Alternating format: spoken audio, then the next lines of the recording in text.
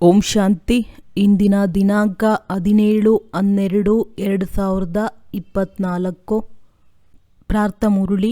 ಬಾಪ್ತಾದ ಮಧುಬನ. ಮಧುರ ಮಕ್ಕಳೇ, ನೀವು ತಮ್ಮ ಸೌಭಾಗ್ಯವನ್ನು ರೂಪಿಸಿಕೊಳ್ಳಲು ತಂದೆಯ ಬಳಿ ಬಂದಿದ್ದೀರಿ. ಯಾರದ್ದು ಎಲ್ಲವನ್ನೂ ಈಶ್ವರನು ಸ್ವೀಕಾರ ಮಾಡುತ್ತಾರೆಯೋ ಆ ಮಕ್ಕಳದ್ದು ಪರಮ ಸೌಭಾಗ್ಯವಾಗಿದೆ. ಪ್ರಶ್ನೆ: ಮಕ್ಕಳ ಯಾವ ಒಂದು ತಪ್ಪಿನ ಕಾರಣ ಮಾಯೆಯು ಬಹಳ ಬಲಶಾಲಿಯಾಗಿ ಬಿಡುತ್ತದೆ? ಉತ್ತರ: ಮಕ್ಕಳು ಭೋಜನದ ಸಮಯದಲ್ಲಿ ತಂದೆಯನ್ನು ಮರೆತು ಹೋಗುತ್ತಾರೆ. ತಂದೆಗೆ ಸ್ವೀಕಾರ ಮಾಡಿಸದೇ ಇರುವುದರಿಂದ ಮಾಯೆಯು ಭೋಜನವನ್ನು ತಿಂದು ಬಿಡುತ್ತದೆ. ಇದರಿಂದ ಅದು ಬಲಶಾಲಿಯಾಗಿ ಬಿಡುತ್ತದೆ ಮತ್ತೆ ಮಕ್ಕಳಿಗೆ ತೊಂದರೆ ಕೊಡುತ್ತದೆ. ಈ ಅತಿ ಚಿಕ್ಕ ತಪ್ಪು ಮಾಯೆಯಿಂದ ಸೋಲುಂಟು ಮಾಡುತ್ತದೆ. ಆದ್ದರಿಂದ ತಂದೆಯ ಆಜ್ಞೆಯಾಗಿದೆ, ಮಕ್ಕಳೇ, ನೆನಪಿನಲ್ಲಿ ಭೋಜನವನ್ನು ಸ್ವೀಕಾರ ಮಾಡಿ ನಿಮ್ಮೊಂದಿಗೆ ತಿನ್ನುವೆನೆಂದು ಪಕ್ಕಾ ಪ್ರತಿಜ್ಞೆ ಮಾಡಿ. ಯಾವಾಗ ನೆನಪು ಮಾಡುವಿರೋ ಆಗ ತಂದೆಯು ಪ್ರಸನ್ನರಾಗುವರು. ಗೀತೆ. ಇಂದಿಲ್ಲದಿದ್ದರೆ ನಾಳೆ ಮೋಡಗಳು ಚೆದುರುತ್ತವೆ.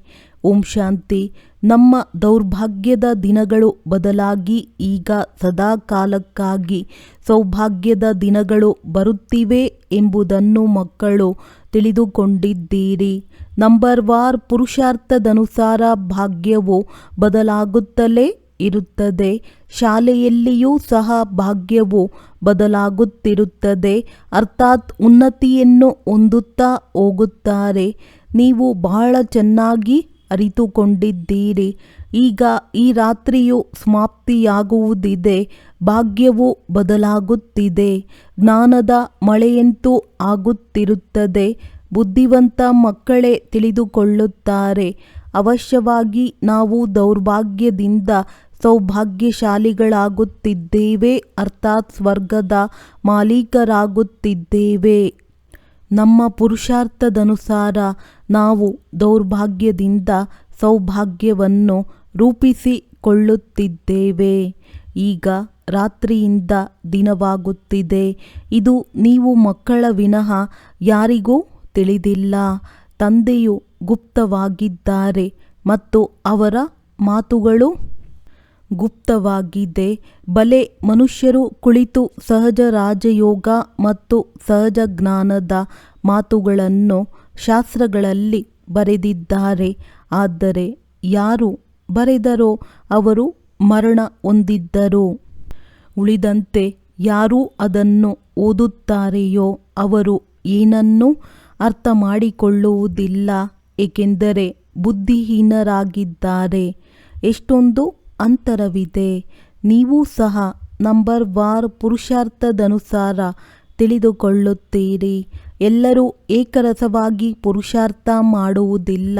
ದೌರ್ಭಾಗ್ಯವೆಂದು ಯಾವುದಕ್ಕೆ ಹೇಳಲಾಗುತ್ತದೆ ಮತ್ತು ಸೌಭಾಗ್ಯವೆಂದು ಯಾವುದಕ್ಕೆ ಹೇಳಲಾಗುತ್ತದೆ ಎಂಬುದನ್ನು ಕೇವಲ ನೀವು ಬ್ರಾಹ್ಮಣರೇ ಅರಿತುಕೊಂಡಿದ್ದೀರಿ. ಮತ್ತೆಲ್ಲರೂ ಸಹ ಘೋರ ಅಂಧಕಾರದಲ್ಲಿದ್ದಾರೆ.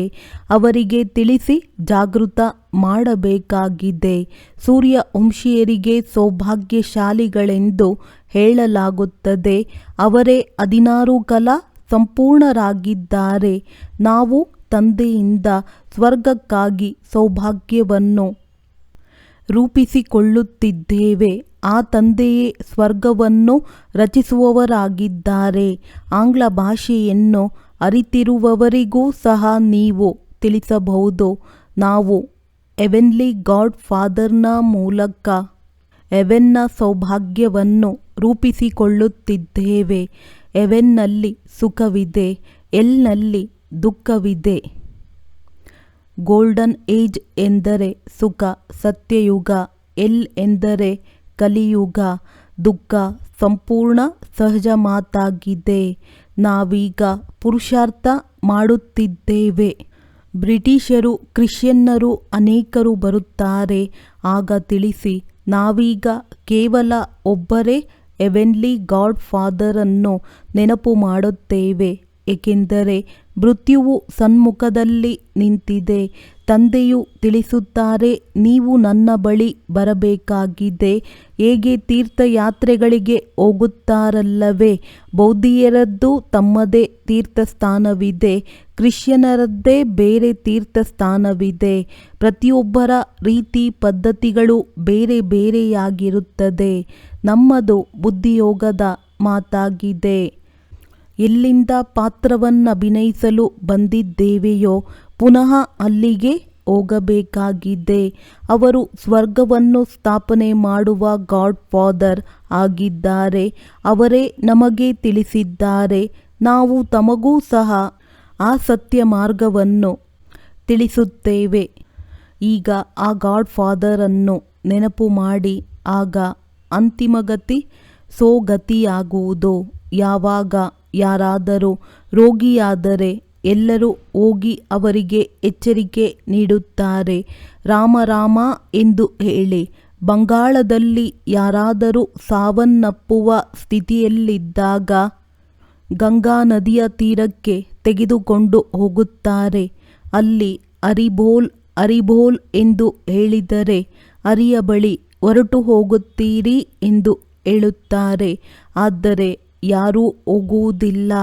ಸತ್ಯಯುಗದಲ್ಲಂತೂ ರಾಮ ರಾಮ ಎಂದು ಹೇಳಿ ಅಥವಾ ಹರಿನಾಮವನ್ನು ಹೇಳಿ ಎಂದು ಯಾರೂ ಹೇಳುವುದಿಲ್ಲ. ದ್ವಾಪರದಿಂದ ಈ ಭಕ್ತಿ ಮಾರ್ಗವು ಆರಂಭವಾಗುತ್ತದೆ. ಸತ್ಯಯುಗದಲ್ಲಿ ಭಗವಂತನನ್ನು ಅಥವಾ ಗುರುಗಳನ್ನು ನೆನಪು ಮಾಡುತ್ತಾರೆಂದಲ್ಲ. ಅಲ್ಲಂತೂ ಕೇವಲ ನಾನಾತ್ಮ ಒಂದು ಶರೀರವನ್ನು ಬಿಟ್ಟು ಇನ್ನೊಂದನ್ನು ತೆಗೆದುಕೊಳ್ಳುತ್ತೇನೆಂದು ತಮ್ಮ ಆತ್ಮವನ್ನು ನೆನಪು ಮಾಡಲಾಗುತ್ತದೆ. ತಮ್ಮ ರಾಜ್ಯಭಾಗ್ಯವು ನೆನಪಿಗೆ ಬರುತ್ತದೆ.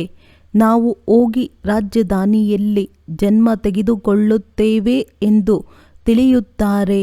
ಇದು ಈಗ ಪಕ್ಕಾ ನಿಶ್ಚಯವಿದೆ. ರಾಜ್ಯಭಾಗ್ಯವಂತೂ ಸಿಗಲೇಬೇಕಾಗಿದೆ ಎಲ್ಲವೇ. ಆದರೆ ಯಾರನ್ನು ನೆನಪು ಮಾಡುತ್ತೀರಿ ಅಥವಾ ದಾನ ಪುಣ್ಯ ಮಾಡುತ್ತೀರಿ? ಅಲ್ಲಿ ದಾನ ಪುಣ್ಯ ಮಾಡಲು ಬಡವರ್ಯಾರೂ ಇರುವುದೇ ಇಲ್ಲ. ಭಕ್ತಿ ಮಾರ್ಗದ ರೀತಿ ಪದ್ಧತಿಗಳೇ ಬೇರೆಯಾಗಿದೆ. ಈಗ ತಂದೆಗೆ ಎಲ್ಲವನ್ನು ಬಿಟ್ಟು 21 ಜನ್ಮಗಳ ಆಸ್ತಿಯನ್ನು ತೆಗೆದುಕೊಂಡರೆಂದರೆ ಮತ್ತೆ ದಾನ ಪುಣ್ಯ ಮಾಡುವ ಅವಶ್ಯಕತೆ ಇರುವುದಿಲ್ಲ. ಈಶ್ವರ ತಂದೆಗೆ ನಾವು ಸರ್ವಸ್ವವನ್ನು ಕೊಡುತ್ತೇವೆ. ಈಶ್ವರನೇ ಸ್ವೀಕಾರ ಮಾಡುತ್ತಾರೆ. ಸ್ವೀಕಾರ ಮಾಡದಿದ್ದರೆ ಮತ್ತೆ ಕೊಡುವುದಾದರೂ ಹೇಗೆ? ಸ್ವೀಕಾರ ಮಾಡದಿದ್ದರೆ ಅದು ಸಹ ದೌರ್ಭಾಗ್ಯವಾಗಿದೆ. ಅದರಿಂದ ಅವರ ಮಮತ್ವವು ಕಳೆಯಬೇಕೆಂದು ಸ್ವೀಕಾರ ಮಾಡಬೇಕಾಗುತ್ತದೆ. ಈ ರಹಸ್ಯವನ್ನು ನೀವು ಮಕ್ಕಳು ತಿಳಿದುಕೊಂಡಿದ್ದೀರಿ. ಯಾವಾಗ ಅವಶ್ಯಕತೆ ಇರುವುದಿಲ್ಲವೋ ಆಗ ಏನನ್ನು ಸ್ವೀಕರಿಸುತ್ತಾರೆ. ಇಲ್ಲಂತೂ ಏನು ಶೇಖರಿಸಿಡಬೇಕಾಗಿಲ್ಲ. ಇಲ್ಲಂತೂ ಮಮತ್ವವನ್ನು ಕಳೆಯಬೇಕಾಗಿದೆ. ತಂದೆಯು ತಿಳಿಸಿದ್ದಾರೆ, ಹೊರಗೆ ಎಲ್ಲಿಯಾದರೂ ಹೋಗುತ್ತೀರೆಂದರೆ ತಮ್ಮನ್ನು ಬಹಳ ಹಗುರರೆಂದು ತಿಳಿಯಿರಿ. ನಾವು ತಂದೆಯ ಮಕ್ಕಳಾಗಿದ್ದೇವೆ. ನಾವಾತ್ಮಗಳು ರಾಕೆಟ್ಗಿಂತಲೂ ತೀಕ್ಷ್ಣವಾಗಿದ್ದೇವೆ. ಹೀಗೆ ದೇಹಿ ಅಭಿಮಾನಿಯಾಗಿ ನಡೆದುಕೊಂಡು ಹೋಗಿದ್ದೇ ಆದರೆ ಎಂದೂ ಸುಸ್ತಾಗುವುದಿಲ್ಲ. ದೇಹಭಾನವೂ ಬರುವುದಿಲ್ಲ. ಹೇಗೆ ಈ ಕಾಲುಗಳಿಂದ ನಡೆಯುತ್ತಿಲ್ಲ, ನಾವು ಹಾರುತ್ತಿದ್ದೇವೆ ಎಂಬ ಅನುಭವವಾಗುತ್ತದೆ. ದೇಹಿ ಅಭಿಮಾನಿಯಾಗಿ ನೀವು ಎಲ್ಲಿಯಾದರೂ ಹೋಗಿ. ಮೊದಲಿಗೆ ಮನುಷ್ಯರು ತೀರ್ಥಯಾತ್ರೆಗೆ ಹೋಗುತ್ತಾರೆಂದರೆ ಪಾದಯಾತ್ರೆಯಲ್ಲಿಯೇ ಹೋಗುತ್ತಿದ್ದರು. ಆ ಸಮಯದಲ್ಲಿ ಮನುಷ್ಯರ ಬುದ್ಧಿಯು ತಮೋಪ್ರಧಾನವಾಗಿರಲಿಲ್ಲ. ಬಹಳ ಶ್ರದ್ಧೆಯಿಂದ ಹೋಗುತ್ತಿದ್ದರು. ಸುಸ್ತಾಗುತ್ತಿರಲಿಲ್ಲ. ತಂದೆಯನ್ನು ನೆನಪು ಮಾಡುವುದರಿಂದ ಸಹಯೋಗವಂತೂ ಸಿಗುತ್ತದೆ ಎಲ್ಲವೇ. ಬಲೆ ಅದು ಕಲ್ಲಿನ ಮೂರ್ತಿಯಾಗಿರಬಹುದು. ಆದರೆ ತಂದೆಯು ಆ ಸಮಯದಲ್ಲಿ ಅಲ್ಪಕಾಲಕ್ಕಾಗಿ ಮನೋಕಾಮನೆಗಳನ್ನು ಪೂರ್ಣ ಮಾಡುತ್ತಾರೆ.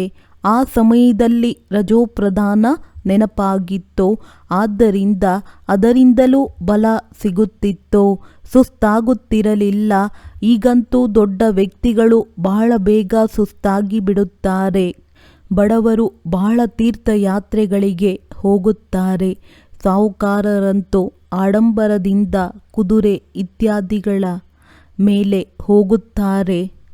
ಬಡವರಂತೂ ನಡೆದುಕೊಂಡೇ ಹೋಗುತ್ತಾರೆ. ಆದ್ದರಿಂದ ಭಾವನೆಯ ಫಲವು ಬಡವರಿಗೆಷ್ಟು ಸಿಗುತ್ತದೆಯೋ ಅಷ್ಟು ಸಾಹುಕಾರರಿಗೂ ಸಿಗುವುದಿಲ್ಲ. ಸಮಯದಲ್ಲಿಯೂ ನೀವು ತಿಳಿದುಕೊಂಡಿದ್ದೀರಿ. ತಂದೆಯು ಬಡವರ ಬಂಧುವಾಗಿದ್ದಾರೆ ಅಂದ ಮೇಲೆ ಮತ್ತೇಕೆ ತಬ್ಬಿಬ್ಬಾಗುತ್ತೀರಿ? ಏಕೆ ಮರೆತು ಹೋಗುತ್ತೀರಿ? ತಂದೆಯು ತಿಳಿಸುತ್ತಾರೆ, ನೀವು ಯಾವುದೇ ಕಷ್ಟಪಡಬೇಕಾಗಿಲ್ಲ. ಕೇವಲ ಒಬ್ಬ ಪ್ರಿಯತಮನನ್ನು ನೆನಪು ಮಾಡಿ. ನೀವೆಲ್ಲರೂ ಪ್ರಿಯತಮೆಯರಾಗಿದ್ದೀರಿ ಅಂದ ಮೇಲೆ ಪ್ರಿಯತಮನನ್ನು ನೆನಪು ಮಾಡಬೇಕಾಗುತ್ತದೆ. ಆ ಪ್ರಿಯತಮನಿಗೆ ಭೋಗವನ್ನಿಡದೆ ತಿನ್ನಲು ನಿಮಗೆ ನಾಚಿಕೆಯಾಗುವುದಿಲ್ಲವೇ? ಅವರು ಪ್ರಿಯತಮನೂ ಆಗಿದ್ದಾರೆ, ತಂದೆಯೂ ಆಗಿದ್ದಾರೆ. ನೀವು ನನಗೆ ತಿನ್ನಿಸುವುದಿಲ್ಲವೇ?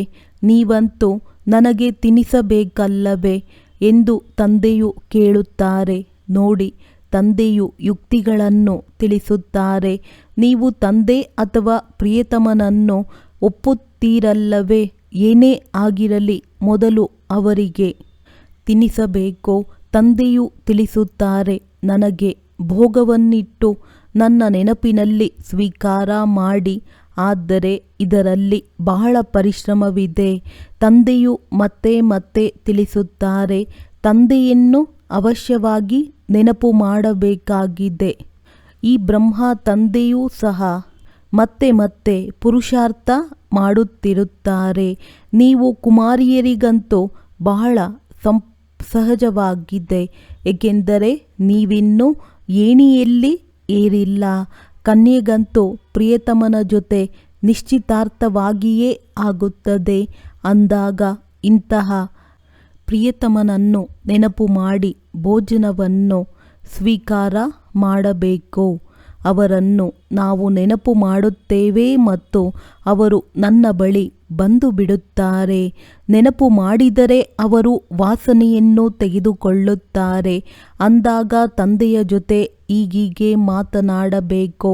ಅಮೃತ ವೇಳೆ ಹೇಳುವುದರಿಂದ ನಿಮಗೆ ಈ ಅಭ್ಯಾಸವಾಗುವುದು. ಅಭ್ಯಾಸವಾಗಿ ಬಿಟ್ಟರೆ ಮತ್ತೆ ದಿನದಲ್ಲಿಯೂ ನೆನಪಿರುವುದು. ಭೋಜನದ ಸಮಯದಲ್ಲಿಯೂ ನೆನಪು ಮಾಡಬೇಕು. ಆ ಪ್ರಿಯತಮನ ಜೊತೆ ನಿಮ್ಮ ನಿಶ್ಚಿತಾರ್ಥವಾಗಿದೆ. ನಿಮ್ಮೊಂದಿಗೆ ತಿನ್ನುವೆನೆಂದು ಪಕ್ಕಾ ಪ್ರತಿಜ್ಞೆ ಮಾಡಬೇಕಾಗಿದೆ. ನೀವು ನೆನಪು ಮಾಡಿದಾಗಲೇ ಅವರು ತಿನ್ನುತ್ತಾರಲ್ಲವೇ? ಅವರಿಗಂತೂ ಭೋಜನದ ಪರಿಮಳವೂ ಸಿಗಲೇಬೇಕಾಗಿದೆ, ಏಕೆಂದರೆ ಅವರಿಗೆ ತಮ್ಮ ಶರೀರವಂತೂ ಇಲ್ಲ. ಇದು ಕುಮಾರಿಯರಿಗೆ ಬಹಳ ಸಹಜವಾಗಿದೆ. ಅವರಿಗೆ ಹೆಚ್ಚಿನದಾಗಿ ಎಲ್ಲ ಸೌಕರ್ಯವಿದೆ. ಶಿವತಂದೆಯು ನನ್ನ ಅತಿ ಮಧುರ ಪ್ರಿಯತಮನಾಗಿದ್ದಾರೆ. ಅರ್ಧಕಲ್ಪ ತಮ್ಮನ್ನು ನೆನಪು ಮಾಡಿದ್ದೆವು. ಈಗ ತಾವು ಬಂದು ಮಿಲನ ಮಾಡಿದ್ದೀರಿ. ನಾವೇನು ತಿನ್ನುತ್ತೇವೆಯೋ ಅದನ್ನು ತಾವು ತಿನ್ನಿ. ಕೇವಲ ಒಂದು ಬಾರಿ ನೆನಪು ಮಾಡಿ ಮತ್ತೆ ತಾನೇ ತಿನ್ನುತ್ತಾ ಹೋಗುವುದಲ್ಲ. ಅವರಿಗೆ ತಿನ್ನಿಸುವುದನ್ನು ಮರೆತು ಬಿಡುವುದಲ್ಲ. ಅವರನ್ನು ಮರೆಯುವುದರಿಂದ ಅವರು ಬರುವುದೂ ಇಲ್ಲ. ಬಹಳಷ್ಟು ಪದಾರ್ಥಗಳನ್ನು ಸೇವಿಸುತ್ತೀರಿ. ಸಿಹಿ ತಿಂಡಿಗಳು, ಹಣ್ಣು, ಕಿಚಡಿ ಎಲ್ಲವನ್ನು ತಿನ್ನುತ್ತೀರಿ. ಹೀಗೆ ತಿನ್ನುವಾಗ ಕೇವಲ ಪ್ರಾರಂಭದಲ್ಲಿ ನೆನಪು ಮಾಡಿ, ನಂತರ ಅನ್ಯ ಪದಾರ್ಥಗಳನ್ನು ಹೇಗೆ ತಿನ್ನುವಿರಿ? ಪ್ರಿಯತಮನು ತಿನ್ನದೇ ಹೋದರೆ ನಡುವೆ ಮಾಯೆಯು ತಿಂದು ಬಿಡುತ್ತದೆ. ಅವರನ್ನು ತಿನ್ನಲು ಬಿಡುವುದಿಲ್ಲ. ನಾವು ನೋಡುತ್ತೇವೆ, ಮಾಯೆಯು ತಿನ್ನುತ್ತದೆ ಎಂದರೆ ಅದು ಬಲಶಾಲಿಯಾಗಿ ಬಿಡುತ್ತದೆ ಮತ್ತು ನಿಮ್ಮನ್ನು ಸೋಲಿಸುತ್ತಾ ಇರುತ್ತದೆ. ತಂದೆಯು ಎಲ್ಲ ಯುಕ್ತಿಗಳನ್ನು ತಿಳಿಸುತ್ತಾರೆ. ತಂದೆಯನ್ನು ನೆನಪು ಮಾಡಿದರೆ ತಂದೆ ಅಥವಾ ಪ್ರಿಯತಮನು ಬಹಳ ಖುಷಿಯಾಗುವರು. ಬಾಬಾ, ನಿಮ್ಮೊಂದಿಗೆ ಕುಳಿತುಕೊಳ್ಳುವೆ, ನಿಮ್ಮೊಂದಿಗೆ ತಿನ್ನುವೆ ಎಂದು ಹೇಳುತ್ತೀರಿ. ನಾವು ಬ್ರಹ್ಮ ತಮ್ಮನ್ನು ನೆನಪು ಮಾಡಿ ತಿನ್ನುತ್ತೇವೆ. ತಾವಂತೂ ಕೇವಲ ವಾಸನೆಯನ್ನೇ ತೆಗೆದುಕೊಳ್ಳುತ್ತೀರೆಂದು ಜ್ಞಾನದಿಂದ ತಿಳಿದುಕೊಂಡಿದ್ದೇವೆ. ಇದಂತೂ ಬಾಡಿಗೆಯ ಶರೀರವಾಗಿದೆ. ನೆನಪು ಮಾಡುವುದರಿಂದ ಅವರು ಬಂದು ಬಿಡುತ್ತಾರೆ. ಎಲ್ಲವೂ ನಿಮ್ಮ ನೆನಪಿನ ಮೇಲೆ ಆಧಾರಿತವಾಗಿದೆ. ಇದಕ್ಕೆ ಯೋಗವೆಂದು ಹೇಳಲಾಗುತ್ತದೆ. ಯೋಗದಲ್ಲಿ ಪರಿಶ್ರಮವಿದೆ. ಸಾಧು ಸನ್ಯಾಸಿಗಳು ಈ ರೀತಿ ಎಂದು ಹೇಳುವುದಿಲ್ಲ. ನೀವು ಒಂದು ವೇಳೆ ಪುರುಷಾರ್ಥ ಮಾಡಬೇಕೆಂದರೆ ತಂದೆಯ ಶ್ರೀಮತವನ್ನು ಬರೆದಿಟ್ಟುಕೊಳ್ಳಿ. ಸಂಪೂರ್ಣ ಪುರುಷಾರ್ಥ ಮಾಡಿ ಬ್ರಹ್ಮ ತಂದೆಯು ತನ್ನ ಅನುಭವವನ್ನು ತಿಳಿಸುತ್ತಾರೆ. ಬಾಬಾ, ನಾನು ಹೇಗೆ ಕರ್ಮ ಮಾಡುವೆನೋ ಹಾಗೆಯೇ ನೀವು ಮಾಡಿ. ಅದೇ ಕರ್ಮವನ್ನು ನಾನು ನಿಮಗೆ ಕಲಿಸುತ್ತೇನೆಂದು ಹೇಳುತ್ತೇನೆ. ತಂದೆಯಂತೂ ಕರ್ಮ ಮಾಡುವುದಿಲ್ಲ. ಸತ್ಯಯುಗದಲ್ಲಿ ಕರ್ಮಗಳು ಕುಟುಕುವುದಿಲ್ಲ. ತಂದೆಯು ಬಹಳ ಸಹಜ ಮಾತುಗಳನ್ನು ತಿಳಿಸುತ್ತಾರೆ. ನಿಮ್ಮೊಂದಿಗೆ ಕುಳಿತುಕೊಳ್ಳುವೆನೋ, ನಿಮ್ಮೊಂದಿಗೆ ತಿನ್ನುವೆನೋ, ನಿಮ್ಮಿಂದಲೇ ಕೇಳುವೆನೋ. ಇದು ನಿಮ್ಮದೇ ಗಾಯನವಾಗಿದೆ. ಪ್ರಿಯತಮನ ರೂಪದಲ್ಲಿ ಅಥವಾ ತಂದೆಯ ರೂಪದಲ್ಲಿ ನೆನಪು ಮಾಡಿ ವಿಚಾರ ಸಾಗರ ಮಂಥನ ಮಾಡಿ ಜ್ಞಾನದ ವಿಚಾರಗಳನ್ನು ತೆಗೆಯುತ್ತಾರೆಂದು ಗಾಯನವಿದೆಯಲ್ಲವೇ. ಈ ಅಭ್ಯಾಸದಿಂದ ವಿಕರ್ಮ ವಿನಾಶವೂ ಆಗುತ್ತದೆ, ಆರೋಗ್ಯವಂತರೂ ಆಗುತ್ತೀರಿ. ಯಾರು ಪುರುಷಾರ್ಥ ಮಾಡುವರೋ ಅವರಿಗೆ ಲಾಭವಾಗುವುದು, ಮಾಡದೇ ಇರುವವರಿಗೆ ನಷ್ಟವಾಗುವುದು. ಇಡೀ ಪ್ರಪಂಚವಂತೂ ಸ್ವರ್ಗದ ಮಾಲೀಕನಾಗುವುದಿಲ್ಲ. ಇದು ಸಹ ಲೆಕ್ಕಾಚಾರವಿದೆ. ತಂದೆಯು ಬಹಳ ಚೆನ್ನಾಗಿ ತಿಳಿಸುತ್ತಾರೆ. ಗೀತೆಯನ್ನಂತೂ ಕೇಳಿದ್ದೀರಿ. ಅವಶ್ಯವಾಗಿ ನಾವೀಗ ಯಾತ್ರೆಯಲ್ಲಿದ್ದೇವೆ. ಯಾತ್ರೆಯಲ್ಲಿ ಭೋಜನ ಇತ್ಯಾದಿಯನ್ನು ತಿನ್ನಲೇಬೇಕಾಗುತ್ತದೆ. ಪ್ರಿಯತಮೆಯು ಪ್ರಿಯತಮನ ಜೊತೆ, ಮಕ್ಕಳು ತಂದೆಯ ಜೊತೆ ತಿನ್ನುತ್ತಾರೆ. ಇಲ್ಲಿಯೂ ಹಾಗೆಯೇ. ಪ್ರಿಯತಮನ ಜೊತೆ ನಿಮಗೆ ಎಷ್ಟು ಪ್ರೀತಿ ಇರುವುದೋ ಅಷ್ಟು ಖುಷಿಯ ನಶೆ ಏರುವುದು. ನಿಶ್ಚಯ ಬುದ್ಧಿ ವಿಜಯಿಗಳಾಗುತ್ತಾ ಹೋಗುತ್ತೀರಿ. ಯೋಗವೆಂದರೆ ಓಟವಾಗಿದೆ. ಇದು ಬುದ್ಧಿಯೋಗದ ಓಟವಾಗಿದೆ. ನಾವು ವಿದ್ಯಾರ್ಥಿಗಳಾಗಿದ್ದೇವೆ. ಶಿಕ್ಷಕರು ನಮಗೆ ಓದುವುದನ್ನು ಕಲಿಸುತ್ತಾರೆ. ತಂದೆಯು ಹೇಳುತ್ತಾರೆ, ಮಕ್ಕಳೇ, ದಿನದಲ್ಲಿ ಕೇವಲ ಕರ್ಮವನ್ನೇ ಮಾಡಬೇಕೆಂದು ತಿಳಿಯಬೇಡಿ. ಆಮೆಯ ತರಹ ಕರ್ಮ ಮಾಡಿ ಮುಗಿದ ತಕ್ಷಣ ಮತ್ತೆ ನೆನಪಿನಲ್ಲಿ ಕುಳಿತುಕೊಳ್ಳಿ. ಭ್ರಮರಿಯು ಇಡೀ ದಿನ ಜ್ಞಾನದ ಧ್ವನಿ ಮಾಡುತ್ತದೆ. ಮತ್ತೆ ಅದರಲ್ಲಿ ಕೆಲವು ಹಾರಿ ಹೋಗುತ್ತವೆ, ಕೆಲವು ಸತ್ತು ಹೋಗುತ್ತದೆ. ಅದು ಕೇವಲ ಒಂದು ಉದಾಹರಣೆಯಾಗಿದೆ. ಆದರೆ ಇಲ್ಲಿ ನೀವು ಜ್ಞಾನದ ಧ್ವನಿ ಮಾಡಿ ತಮ್ಮ ಸಮಾನ ಮಾಡಿಕೊಳ್ಳುತ್ತೀರಿ. ಅದರಲ್ಲಿ ಕೆಲವರಿಗಂತೂ ಬಹಳ ಪ್ರೀತಿ ಇರುತ್ತದೆ. ಕೆಲವು ವಸ್ತ್ರಗಳು ಹರಿದು ಹೋಗುತ್ತವೆ. ಕೆಲವರು ಅರ್ಧಂಬರ್ಧ ಉಳಿಯುತ್ತಾರೆ ವಸ್ತ್ರಗಳ ರೀತಿ. ಇನ್ನು ಕೆಲವರು ಜ್ಞಾನವನ್ನು ಬಿಟ್ಟು ಹೊರಟು ಹೋಗಿ ಮತ್ತೆ ಕೀಟವಾಗುತ್ತಾರೆ. ಈ ಜ್ಞಾನದ ಧ್ವನಿ ಮಾಡುವುದು ಬಹಳ ಸಹಜವಾಗಿದೆ. ಮನುಷ್ಯರಿಂದ ದೇವತೆಗಳನ್ನಾಗಿ ಮಾಡಿದರೂ ಸದ್ಗುರು, ಈಗ ನಾವು ತಂದೆಯೊಂದಿಗೆ ಯೋಗವನ್ನಿಡುತ್ತಿದ್ದೇವೆ. ದೇವತೆಗಳಾಗುವ ಪುರುಷಾರ್ಥ ಮಾಡುತ್ತಿದ್ದೇವೆ. ಇದೇ ಜ್ಞಾನವು ಗೀತೆಯಲ್ಲಿತ್ತು. ಆ ತಂದೆಯು ಮನುಷ್ಯರಿಂದ ದೇವತೆಗಳನ್ನಾಗಿ ಮಾಡಿ ಹೋಗಿದ್ದರು. ಸತ್ಯಯುಗದಲ್ಲಿ ಎಲ್ಲರೂ ದೇವತೆಗಳೇ ಇದ್ದರು. ಅವಶ್ಯವಾಗಿ ಸಂಗಮ ಯುಗದಲ್ಲಿಯೇ ತಂದೆಯು ಬಂದು ಅವರನ್ನು ದೇವತೆಗಳನ್ನಾಗಿ ಮಾಡಿರುವರು. ಇಲ್ಲಂತೂ ದೇವತೆಗಳಾಗುವ ಯೋಗವನ್ನು ಸತ್ಯಯುಗದ ಆದಿಯಲ್ಲಿ ದೇವಿ ದೇವತಾ ಧರ್ಮವಿತ್ತು ಮತ್ತು ಕಲಿಯುಗದ ಅಂತ್ಯದಲ್ಲಿ ಆಸುರಿ ಧರ್ಮವಿದೆ. ಈ ಮಾತುಗಳು ಕೇವಲ ಗೀತೆಯಲ್ಲಿಯೇ ಬರೆಯಲ್ಪಟ್ಟಿದೆ. ಮನುಷ್ಯರನ್ನು ದೇವತೆಗಳನ್ನಾಗಿ ಮಾಡುವುದರಲ್ಲಿ ತಡವಾಗುವುದಿಲ್ಲ. ಏಕೆಂದರೆ ಗುರಿ ಧ್ಯೇಯವನ್ನು ತಿಳಿಸಿಬಿಡುತ್ತಾರೆ. ಅಲ್ಲಿ ಇಡೀ ಪ್ರಪಂಚದಲ್ಲಿ ಒಂದು ಧರ್ಮವಿರುವುದು. ಪ್ರಪಂಚವೆಲ್ಲವೂ ಇರುತ್ತದೆಯಲ್ಲವೇ. ಚೀನಾ, ಯುರೋಪ್ ಇರುವುದಿಲ್ಲ ಎಂದಲ್ಲ, ಇರುತ್ತದೆ. ಆದರೆ ಮನುಷ್ಯರಿರುವುದಿಲ್ಲ. ಕೇವಲ ದೇವತಾ ಧರ್ಮದವರಿರುತ್ತಾರೆ, ಅನ್ಯ ಧರ್ಮದವರು ಯಾರೂ ಇರುವುದಿಲ್ಲ. ಈಗ ಕಲಿಯುಗವಾಗಿದೆ. ನಾವು ಭಗವಂತನ ಮೂಲಕ ಮನುಷ್ಯರಿಂದ ದೇವತೆಗಳಾಗುತ್ತಿದ್ದೇವೆ. ತಂದೆಯು ತಿಳಿಸುತ್ತಾರೆ, ನೀವು 21 ಜನ್ಮಗಳು ಸದಾ ಸುಖಿಯಾಗುತ್ತೀರಿ. ಇದರಲ್ಲಿ ಕಷ್ಟದ ಯಾವುದೇ ಮಾತಿಲ್ಲ. ಭಕ್ತಿ ಮಾರ್ಗದಲ್ಲಿ ಭಗವಂತನ ಬಳಿ ಹೋಗುವುದಕ್ಕಾಗಿ ಎಷ್ಟು ಪರಿಶ್ರಮ ಪಟ್ಟಿದ್ದೀರಿ. ಶರೀರ ಬಿಟ್ಟಾಗ ನಿರ್ವಾಣಧಾಮಕ್ಕೆ ಹೋದರೆಂದು ಹೇಳುತ್ತಾರೆ. ಭಗವಂತನ ಬಳಿ ಹೋದರೆಂದು ಯಾರೂ ಹೇಳುವುದಿಲ್ಲ. ಸ್ವರ್ಗಕ್ಕೆ ಹೋದರೆಂದು ಹೇಳುತ್ತಾರೆ. ಒಬ್ಬರು ಹೋಗುವುದರಿಂದ ಸ್ವರ್ಗವಾಗುವುದಿಲ್ಲ, ಎಲ್ಲರೂ ಹೋಗಬೇಕಾಗಿದೆ. ಭಗವಂತನು ಕಾಲರ ಕಾಲನಾಗಿದ್ದಾನೆ. ಸೊಳ್ಳೆಗಳ ಅಪಾದಿಯಲ್ಲಿ ಎಲ್ಲರನ್ನೂ ಹಿಂತಿರುಗಿ ಕರೆದುಕೊಂಡು ಹೋಗುತ್ತಾರೆಂದು ಗೀತೆಯಲ್ಲಿ ಬರೆಯಲಾಗಿದೆ. ಬುದ್ಧಿಯು ಹೇಳುತ್ತದೆ, ಅವಶ್ಯವಾಗಿ ಚಕ್ರವು ಪುನರಾವರ್ತನೆಯಾಗಬೇಕಾಗಿದೆ. ಅಂದಾಗ ಮೊಟ್ಟಮೊದಲು ಅವಶ್ಯವಾಗಿ ಸತ್ಯಯುಗಿ ದೇವಿ ದೇವತಾ ಧರ್ಮವು ಪುನರಾವರ್ತನೆಯಾಗುವುದು. ನಂತರ ಅನ್ಯ ಧರ್ಮಗಳು ಪುನರಾವರ್ತನೆಯಾಗುತ್ತದೆ. ತಂದೆಯು ಎಷ್ಟು ಸಹಜವಾಗಿ ತಿಳಿಸುತ್ತಾರೆ. ಮನ್ಮನಾಭವ 5000 ವರ್ಷಗಳ ಹಿಂದೆಯೂ ಸಹ ಮುದ್ದಾದ ಮಕ್ಕಳೇ ಎಂದು ಗೀತೆಯಲ್ಲಿ ಭಗವಂತನು ಹೇಳಿದ್ದರು. ಒಂದು ವೇಳೆ ಕೃಷ್ಣನು ಹೇಳಿದ್ದರೆ ಅನ್ಯ ಧರ್ಮದವರ್ಯಾರೂ ಹೇಳಲು ಸಾಧ್ಯವಿಲ್ಲ. ಭಗವಂತನೇ ಹೇಳುವುದರಿಂದ ಭಗವಂತನು ಸ್ವರ್ಗ ಸ್ಥಾಪನೆ ಮಾಡುತ್ತಾರೆ. ಅದರಲ್ಲಿ ನಾವು ಹೋಗಿ ಚಕ್ರವರ್ತಿ ರಾಜರಾಗುತ್ತೇವೆಂದು ಎಲ್ಲರಿಗೂ ನಾಟುತ್ತದೆ. ಇದರಲ್ಲಿ ಯಾವುದೇ ಖರ್ಚಿನ ಮಾತಿಲ್ಲ. ಕೇವಲ ಸೃಷ್ಟಿಯ ಆದಿ ಮಧ್ಯ ಅಂತ್ಯವನ್ನು ಅರಿತುಕೊಳ್ಳಬೇಕಾಗಿದೆ. ನೀವು ಮಕ್ಕಳು ವಿಚಾರ ಸಾಗರ ಮಂಥನ ಮಾಡಬೇಕಾಗಿದೆ. ಕರ್ಮ ಮಾಡುತ್ತಾ ದಿನರಾತ್ರಿ ಈ ಪುರುಷಾರ್ಥ ಮಾಡುತ್ತಾ ಇರಿ.